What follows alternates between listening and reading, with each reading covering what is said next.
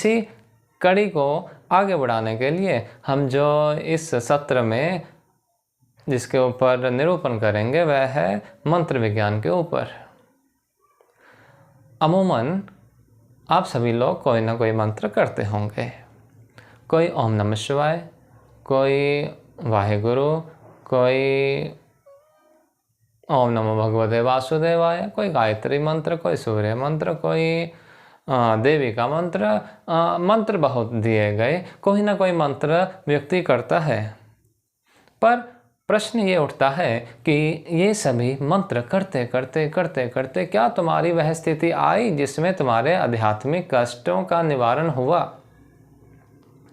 क्या तुम उस स्थिति पर पहुंच पाए कि तुम भी कह सको तापत्रय विनाशाय, कि मेरे भी तीनों तापों का विनाश हो गया?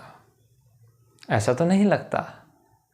तो क्या हमारे मंत्रों में कुछ कमी रह गई, या हमने मंत्रों को समझने में कुछ कमी कर दी, या हम उस सिस्टम के थ्रू पहुँचे ही नहीं जो सिस्टम हमारे ग्रंथों में दिया गया मंत्र साधना के लिए?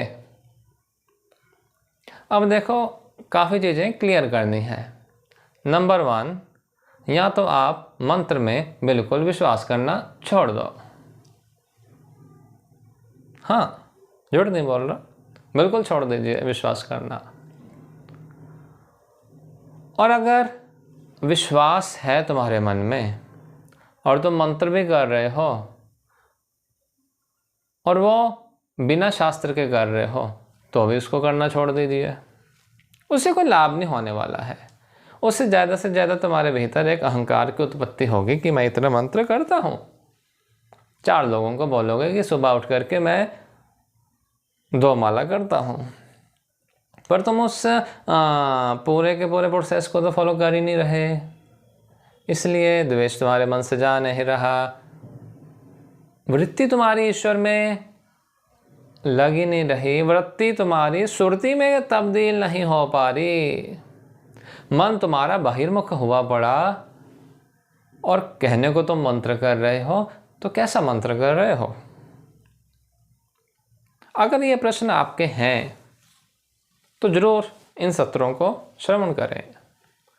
ये बहुत लाभप्रद आपके लिए होने वाले हैं,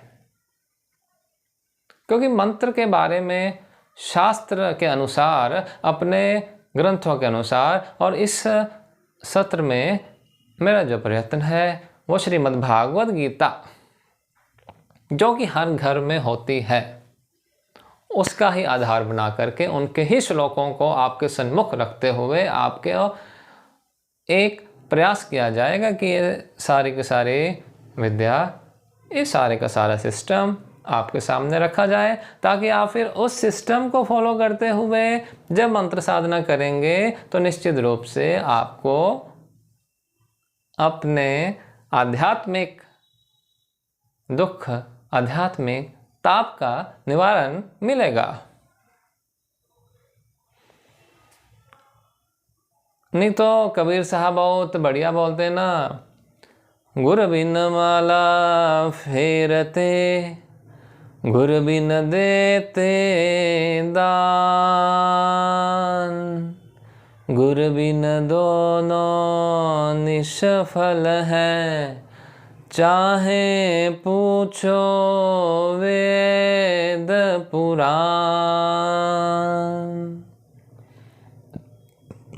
गुरु के बिना माला फेरता, गुरु के बिना दान करता, वेद पुराणों से तो जरा पूछो कि क्या बोल रहे हैं। यहाँ ना बहुत एक मैं बोलूँगी, क्या बोलूँ इसके बारे में, हर व्यक्ति को लगता है कि उसको धर्म कर्म के बारे में तो सब कुछ मालूम है। गीता बिल्कुल ना पढ़ने वाला व्यक्ति भी बोल देता है कि गीता में ये लिखा हुआ है। पता नहीं उसने कभी पुस्तक गीता ग्रंथ को खोला भी हो या ना खोला हो, I don't know, but still इतने कॉन्फिडेंस में बोलेगा कि गीता में ऐसा लिखा है, कर्म करना चाहिए और फल की इच्छा नहीं करनी चाहिए। कहाँ लिखा है वो हमें नहीं मालूम, पढ़ लिखा है। इतनी दुबरी क्यों बना ली अपने ग्रंथों से? इतने विमुख क्यों हो गए तुम अपने ही विरासत से? ये गलत बात, ये गलत बात, ये गलत बात। मज़े की बात तो ये आती है, ABCD से कहानी हो बच्चे को तो माँ बाप बहुत प्रयत्न करते हैं। माँ बाप का इंटरव्यू होता है किसी अच्छे स्कूल में यदि दाखिला लेना हो, बच्चे का भी इंटरव्यू होता है। वो बेचारा 3-4 साल का बच्चा और दे रहा है इंटरव्यू, उसके माँ बाप भी इंटरव्यू दे रहे हैं, माँ बाप की भी पूरी क्लास लगी होती है। और फिर कहीं जाके A for apple, B for bat, C for cat सीखता है। अच्छा थोड़े बड़े आ जाओ, ज्योमेट्री सीखना हो, अलजेब्रा सीखना हो, फिजिक्स केमिस्ट्री सीखना हो, तब भी टीचर्स की ज़रूरत पड़ती है, एक्स्ट्रा कोचिंग की ज़रूरत पड़ती है, क्योंकि विषय थोड़ा टफ हो जाता है। और यह विषय या धर्म के विषय जो इतने टफ हैं कि बिना गुरु के तुम बिल्कुल एक पग भी नहीं आगे रख पाओगे। और without any guru, without any gyan, without any granth, you are blindly following all the rituals. How this is possible? It's something very amazing. And hats off to all those people who are blindly following all the rituals. अब इसमें problem क्या हो रही है? Follow कर लीजिए, अच्छी बात है, पर जो आगे आगे आगे जनरेशन आती है ना, वो इतना ब्लाइंडली फॉलो कर नहीं पाती। अब तुम बोलो कि भाई एक माला में 108 मन के होते हैं, ओके, ये माला है, देयर आर 108 बीट्स, ओके। आपके दादा ने आपको बताया 108 बार एक माला हो जाती है, ओके। आपने करना शुरू कर दिया, आपके पिता ने करना शुरू कर दिया, पिता ने बिल्कुल भी प्रश्न ना किया कि ऐसा क्यों है, 108 ही क्यों, 110 क्यों नहीं, 120 क्यों नहीं? नो वे। फिर पिताजी भी करने लगे। अब पिताजी का जो आगे बच्चा था ना, वो जब जरूरत पड़ती तब माला करे,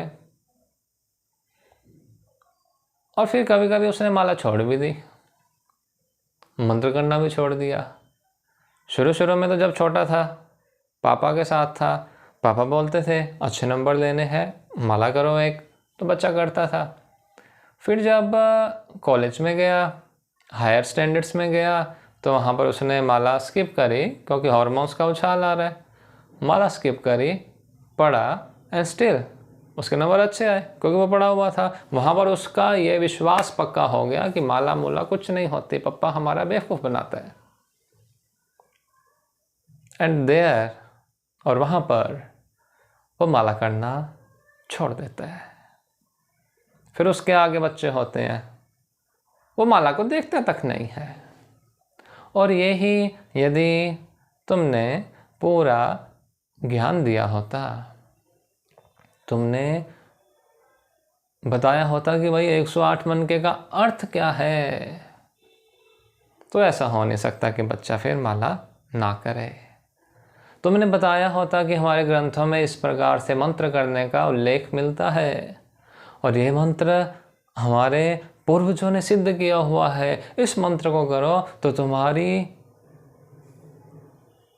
उन्नति ही उन्नति होने वाली है, फिर वह करता। पर ऐसा नहीं होता, ऐसा नहीं होता, ऐसा नहीं होता। I am very sorry to say all this things, पर ऐसा नहीं होता है। और यही कारण है कि फिर किसी ना किसी को बीड़ा उठाना पड़ता है कि इन सब ज्ञान को बहुत सरलता से, जितना सरल हो सके, जनमानस को प्रदान किया जाए, ताकि वह भी इस ज्ञान को अंगीकार करके अपने जीवन में इन त्रय तापों से मुक्त हो पाए।